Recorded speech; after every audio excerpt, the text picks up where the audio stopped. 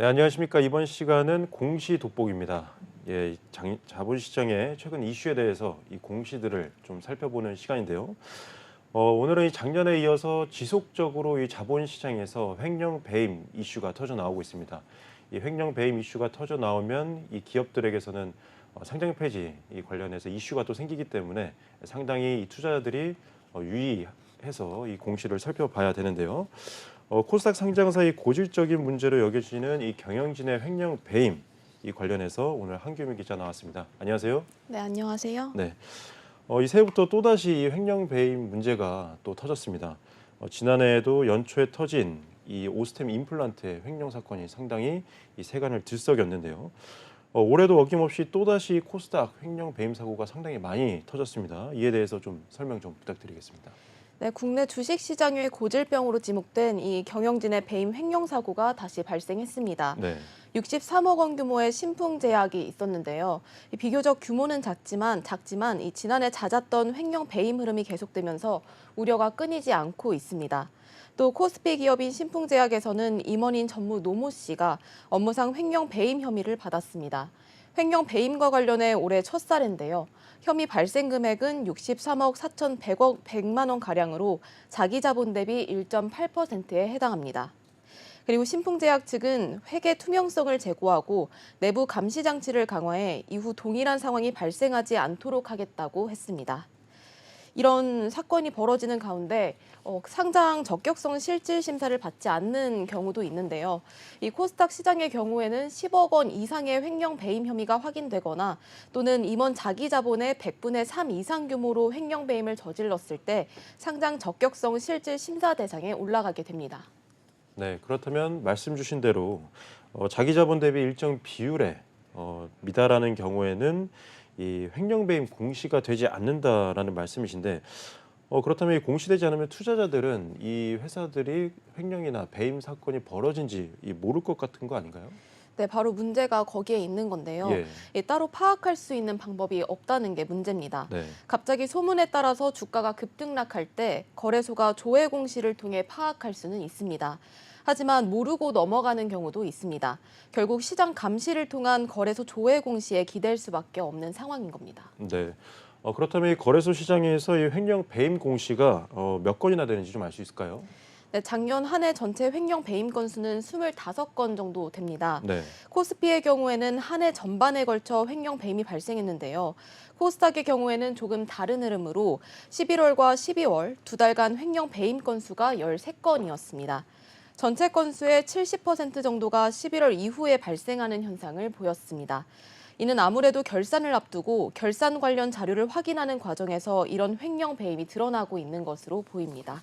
네, 이제 곧 있으면 3월에 이제 결산 시즌이 오다 보니까 이제 점점 이를 앞두고 횡령 배임 공시가 상당히 많이 나오고 있는데 자료 화면에 보이는 것처럼 상당히 코스닥 시장이 코스피 시장보다 더 많은 이 횡령 배임 공시가 많이 나왔네요. 네. 네.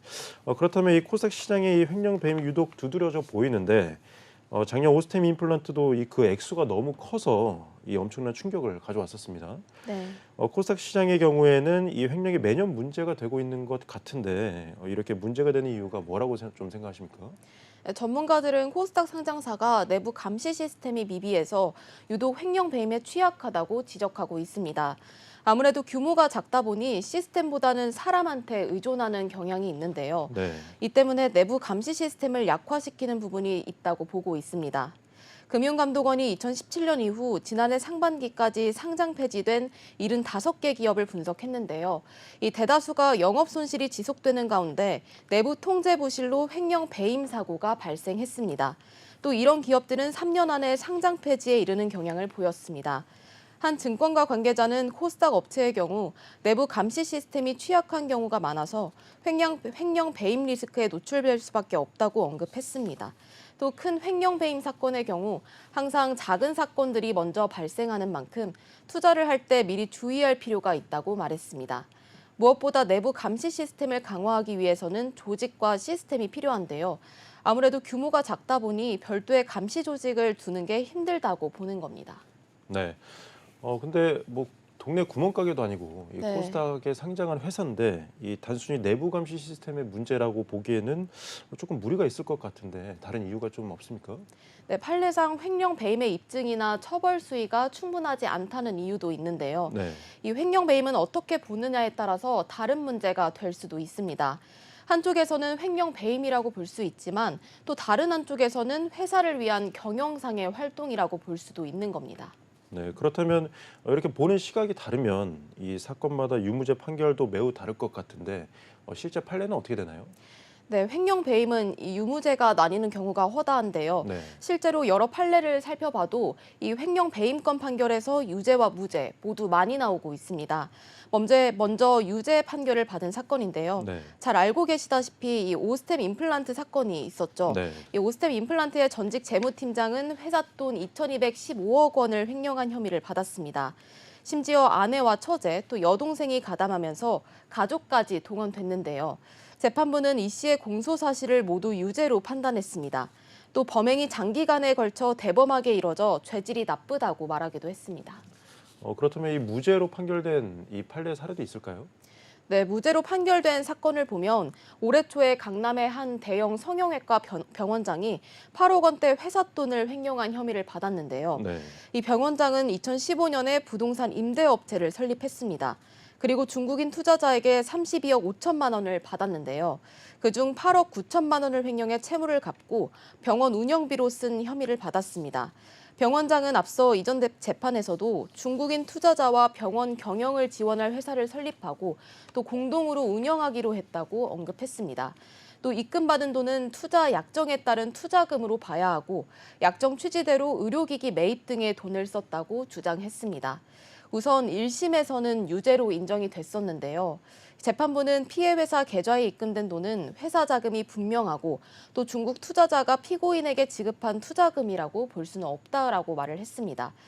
또 재판부는 주주들끼리 합의했다고 하더라도 회사와 주주는 별개인 만큼 이 합의에 법적 효력이 있다고 할 수는 없다고 설명했습니다. 네. 그런데 이 판결이 항소심에서 뒤집힌 거라면서요? 네. 항소심에서 재판부는 중국 투자자가 피해 회사의 신주 인수대금 명목으로 지급한 돈은 이 피해 회사의 신주뿐 아니라 사업 전체에 투자금 성격이 섞여 있다고 보는 게 적절하다며 판단을 뒤집었습니다. 네. 피고의 부동산 임대업체는 직원 1명의 자본금 2억 원에 불과한데도 30억 원대 신주 인수대금을 받은 점이 고려됐습니다. 그리고 중국 투자자가 대금을 건네기 전에 부동산 임대업체뿐 아니라 피고가 설립한 다른 회사들도 실사한 점이 판단의 근거가 됐습니다. 네. 그렇다면 이 법 해석이나 이 보는 시각에 따라서 이 같은 사건도 이 재판부의 판결이 상당히 바뀔 수가 있다라고 이제 좀 생각을 해볼 수가 있는데 이 배임죄 처벌과 관련해서도 기준이나 좀 경계가 모호하다는 말도 있습니다. 네. 왜 그런 건가요? 네, 배임죄는 모호한 법 조항으로 검찰이 자의적으로 기소하는 경우가 많다. 이런 지적이 꾸준히 나오고 있습니다.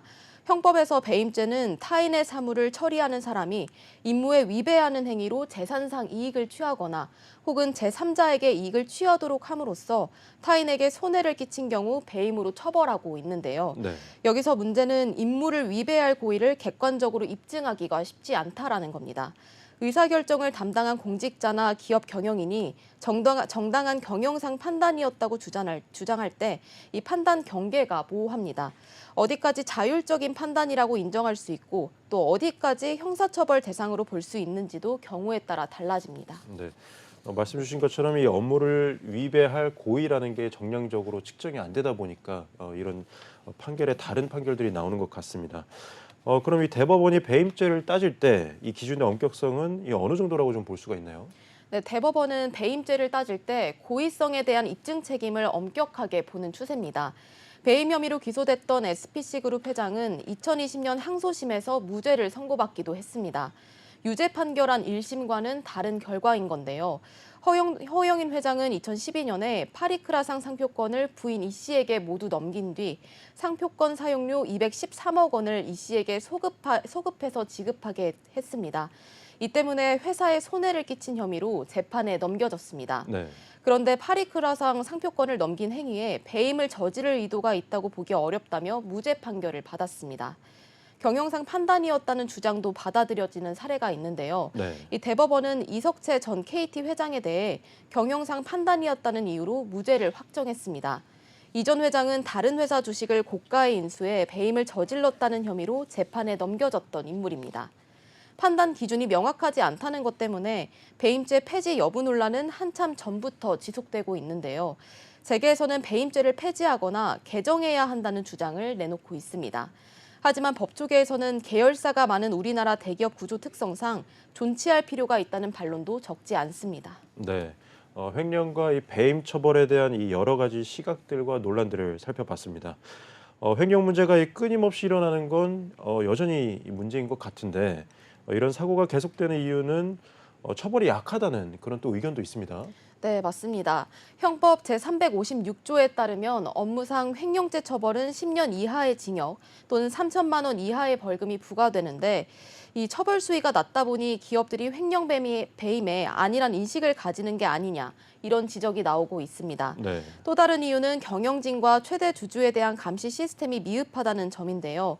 이 횡령 배임 사건은 경영진과 최대 주주에 대한 감시 시스템이 제대로 작동하지 않는 경우 발생하기가 쉽다라는 겁니다. 코스닥 상장사들은 경영진과 최대 주주를 감시해야 할 사회이사가 제 기능을 못하는 경우도 많다고 보기도 합니다. 코스닥 상장사들 중에서는 사회이사가 한 명밖에 없는 기업들이 많고 또 아예 사회이사를 두고 있지 않은 기업들도 있습니다.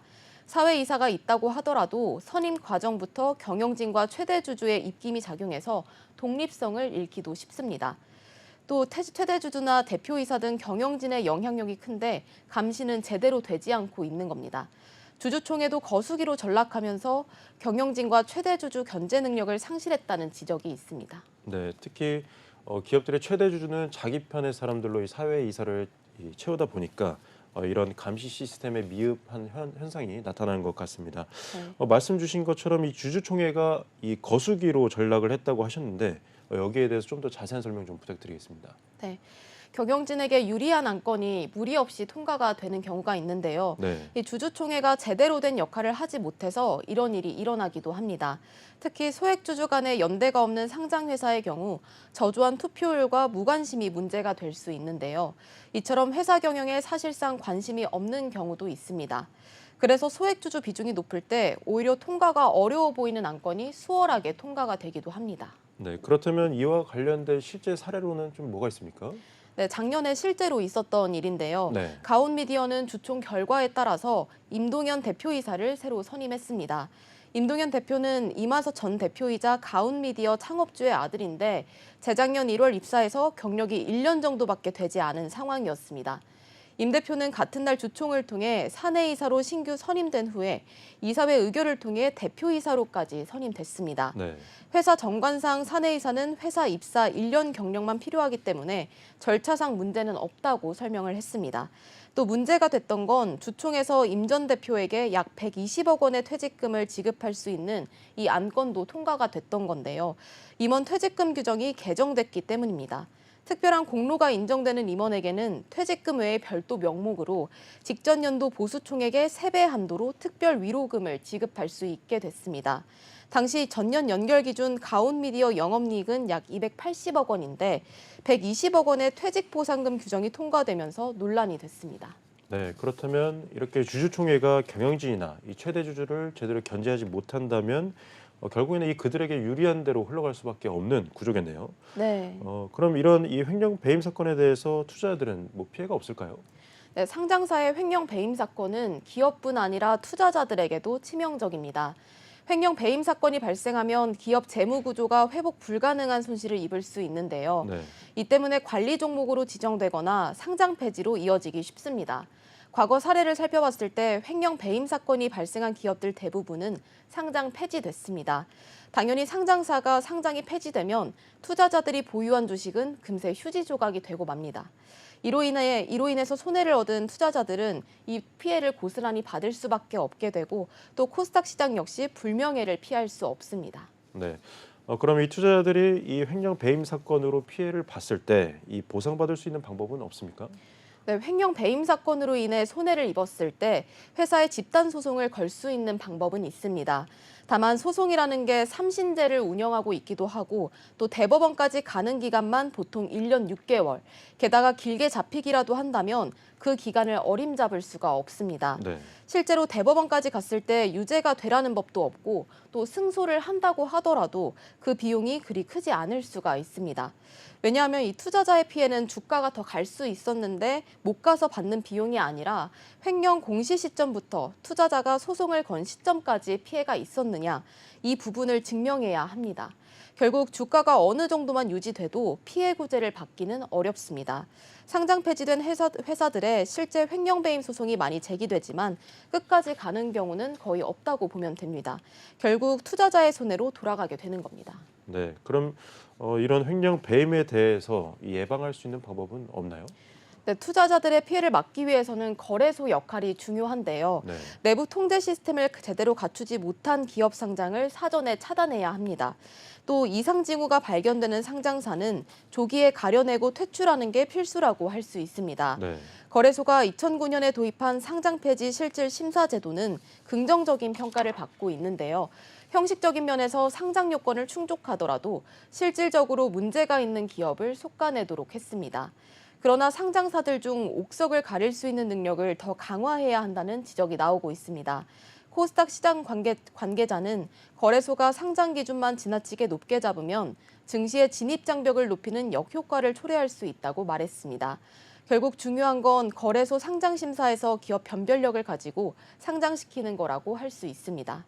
또 전문가들은 시장 관리자인 거래소가 새로운 제도를 추가하기보다 상장 폐지 실질 심사와 같은 기존 제도를 보다 정교하게 운영할 필요가 있다고 언급했습니다. 기존 제도를 잘 활용하면 상장사들의 횡령 배임 사건도 자연스럽게 줄어들 거라는 게 전문가들의 입장입니다. 네. 지금 이 거래소의 이 시장 관리 입장에서 이제 많이 말씀을 해주셨는데 그렇다면 이 기업 입장에서는 좀 어떻게 해야 될까요? 네, 앞서 말한 사회이사가 독립성을 가지는 게 전문가들은 필수라고 이야기하고 있습니다. 네.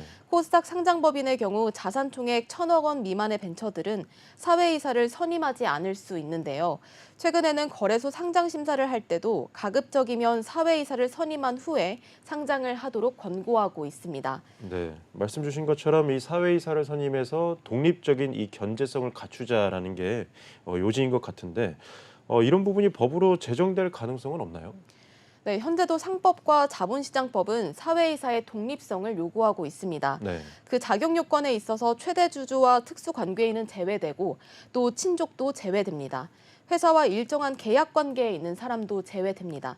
여기서 문제는 사회이사의 자격이 아니라 기업의 마인드인데요. 사회이사 혼자로는 독립성을 가지기가 매우 힘든 구조입니다. 왜냐하면 사회이사는 회사에 상근하지 않는 비상근 이사기 때문에 조력 조직이 없으면 회사 내용을 쉽사리 깊이 있게 파악하기는 너무 힘든 겁니다. 그렇다고 무턱대고 이사회 의견에 반대만 할 수도 없는 형편이고요. 네, 그렇기 때문에 사회이사가 독립성을 갖추기 위해서는 회사 내에 사회이사의 조력 조직이 있어야 한다는 겁니다. 사회이사로 구성된 감사위원회를 갖추는 게 회사의 지배구조에 좋은 역할을 미친다고 평가되고 있습니다. 네. 요즘 ESG가 화두로 떠오르면서 이 거버넌스 측면에서 사회이사의 이 독립성이 상당히 중요할 것 같은데요. 기업들은 이 사고를 막기 위해서는 또 어떤 것들을 좀 할 수 있을까요? 네, 또 전자투표나 서면투표 제도를 도입하는 등 소액주주들의 주주총회 참여도를 높일 수 있는 방법을 많이 활용해야 하는데요. 이 안에서 감시할 수 없다면 밖에서라도 감시할 수 있는 장치를 만들어야 한다는 겁니다. 결국 가장 중요한 건 기업의 도덕적 해이가 있어서는 안 된다는 건데요. 내부 감시 장치가 없기 때문에 사람만 믿고 자칫 감시를 소홀히 하는 경향이 생길 수 있습니다. 이를 단순 개인의 일탈만으로 치부하는 것도 문제라고 할 수 있습니다.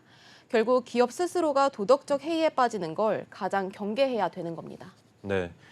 이번 시간 한규민 기자와 함께 최근에 문제가 되고 있는 이 코스닥 상장사의 횡령 배임 공시와 이 관련 예방책에 대해서 좀 살펴봤습니다. 오늘 한규민 기자 말씀 고맙습니다. 네, 한번.